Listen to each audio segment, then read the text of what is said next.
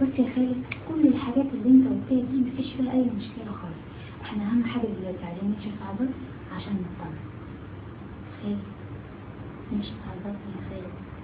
خالد الصراحة يا دكتورة، أول ما شفتك وأنا ما حسيتش بآلام ولا حسيتش بوجع ولا بأي حاجة.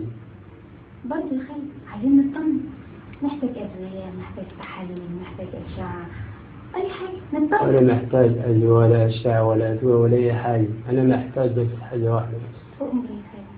إن أنا أشتغل عندك إن شاء الله، حتى بتمرجي أقف على الباب أفتح للعيانين.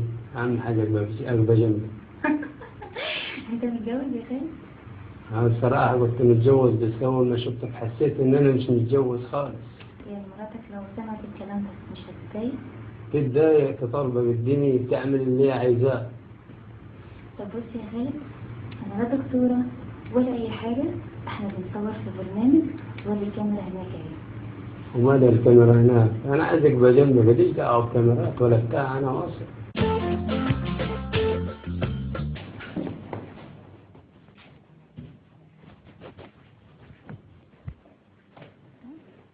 لا، انا عايزاك تريح على الاخر. حاضر. ريح على الاخر. ايوه ايوه ايوه. حاسس؟ أنا كده. لا انا هعمل. خلاص. انا هعمل. ايوه ايوه. طب تفك الجرافات بقى؟ ممكن الزراير بس؟ لا ما ينفعش. اكشف ازاي بقى؟ لازم تفك عشان تبقى براحتك كده. حاضر. الجرافات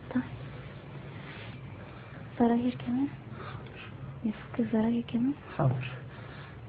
كمان مالك مرتبك كده ليه؟ لا، ما مش مرتبك ولا حاجة. امال مالك في ايه؟ مش حاجة. ايوه.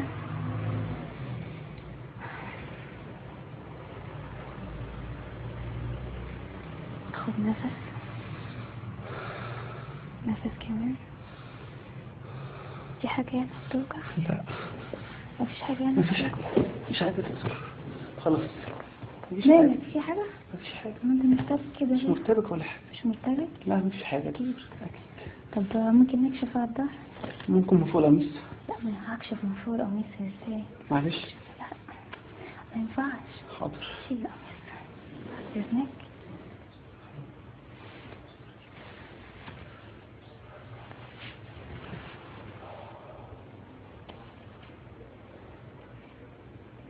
قول كمان في حاجة هنا بتوجع؟ مفيش حاجة. مالك في ايه؟ مفيش حاجة. امال مالك؟ مفيش حاجة. انا لسه ما كشفتش. لا خلاص، أنا خفيت. خفيت أنا ايه؟ خفيت. أنا خفيت. خفيت؟ خلاص خفيت. خفيت؟ الحمد لله خفيت. ده كان شوية تعب وإرهاق، يمكن سفر.